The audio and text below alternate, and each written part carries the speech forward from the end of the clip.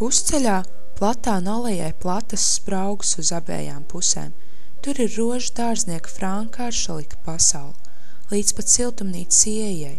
Jau iz tālumu no turienes vēda pretī smaga slāpējoša smarža, un, kad pieiet tuvāk, tad acis noreibs tajos ziedu viļņos, kas šūpojas apus ielajai.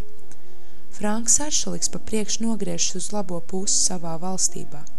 Viss rožu lauksts ar citam nesaprotam aprēķinu un nolūku sadalīts loku, pusmēnešu, kvadrātu, rombu, trapeciju, sešstūru un trīsstūru vienkāršās un kombinētās grupās.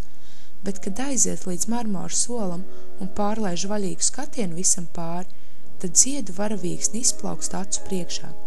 Tad tiek redzams, ka neviens stāsts te nav bez savas ziņas. Pārēji no vienas krāsas uz otru virzās pa brīnišķi apvienotām noskaņām. Tie ir ziedoši viļņi, kas pamazām celdamies, ar vienu augstāk izsliedamies un tad atkal pamazām noslīgdam šūpot dvēseli vieglās ājās. Grāfiena Frančeska sēd te, kad slikta sapņa, galvas sāpja vai kādas retas grāmatas uztraukt. Atnāk iekaisušām acīm, augstu cilātām krūtīm, nervozi sažņauktiem pirkstiem. Reizēm spītīgi aizver acis un negrib skatīties.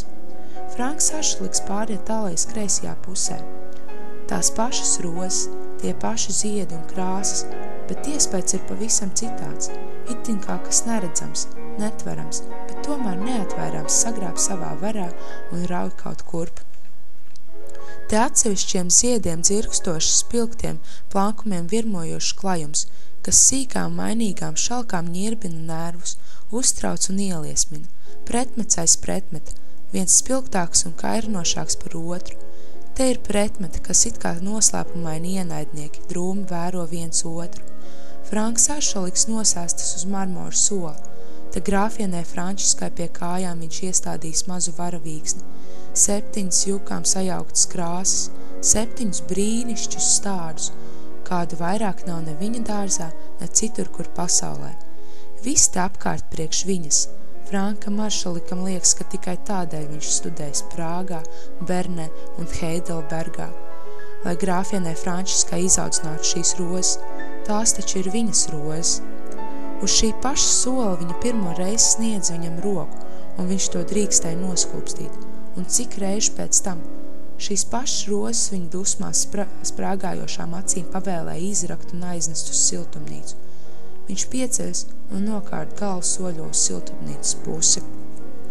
Tad viņam jāiet uz grāfienes Frančiskas mazo ēdamistabu un kopā ar citiem kalpotājiem un kalpotājām jāgaida, kad tā iznāks izdzert savu tasi. Viņam bijis jāizpazīst grāfienes Frančiskas dīvainā gauma visos sīkumos un jāparedz viņas untumainās iedomas. To viņš iespējas tādā mērā, ka liekas bez viņa te nemaz vairs nevar iztikt. Viņas iedoms ir likums, viņas iegribas nosaka pils dzīves kārtību. Franks Aršaliks nomet ienīsto sulāņu kostīmu un uzvalk savas darba drēbes. Viņš atgriež pie savām rozēm un bez mērķa klaiņo, kā no pārlūkodams vai novērodams. Franks Aršaliks stāv pašā ālēs vidū, bet viņa liekas neredz ne viņu, ne viņas veicinājumu. Nevērīgi nogriežas spraugā uz kreiso pusi, un katrs vaips sejā rāda, cik labi viņa pagājušo nakti gulējusi. Iet viegli ļodzīdamās, balto nūjiņu abās rokās šūpodam, ik vien tā visu mazākā kustība nosvērta, iestudēta un izmēģināta. Grāfiena Frančiska atsēstas uz soli. Ik viens var redzēt, ka rožu dēļ šurp nav nākusi. Viņas acis vienaldzīgi paslīd ziedu grupām, nekur nepakavēdamās. Tad itin kā pirmo reizi pamanījušas, mirkli pakavēs pie dārznieka.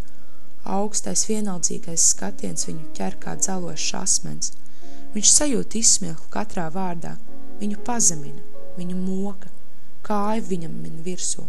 Un patiešām, it kā viņa domas uzminējis, tā mazliet pastiep kāju un zaru pēc zaru aizmīdam, lūko piemīdzamē krāšņu sniegbaltu ziedu. Zieds ir zemē, un kāja viņu nežēlīgi samin. Un, kad tam atkal ļauj pacelties, tad tur palicis tikai nejauks, bezveida kamols, noplucis un smilktīm apvārtīts. Pāris vārgu lapiņa attirst un vien pēc otras nokrīt. Franks Aršaliks stāv nepakustējies. Dusmas ir pārskrējušas, naida sastingums atslābis. Samīts un iznīcināts viņš pats, bezgala žēlums ar svina smagumu tur viņu tajā pašā vietā. Nu viņam liekas, ka pats ir ko noziedzies, pats atmetis un iznīcinājis. Tagad liekas, ka vajadzēja pašam iet pasteigties. Viņš noslīkst uz sola un stulbām acīm skatās samītā ziedā. Un ziedošās rozes, vai vistas te nezeļ un nezied uz pūstošu atkritumu čupas, slinkumā, nelietībā un tukšos niekos palaiž laiku vistās milzīgais kalpotāja bars. Viņš ir pie rožu rindas sola priekšā. Viena pati zaļa lapa te lai nepaliek, lai rīt nāk grāfiena Frančiska un skatās.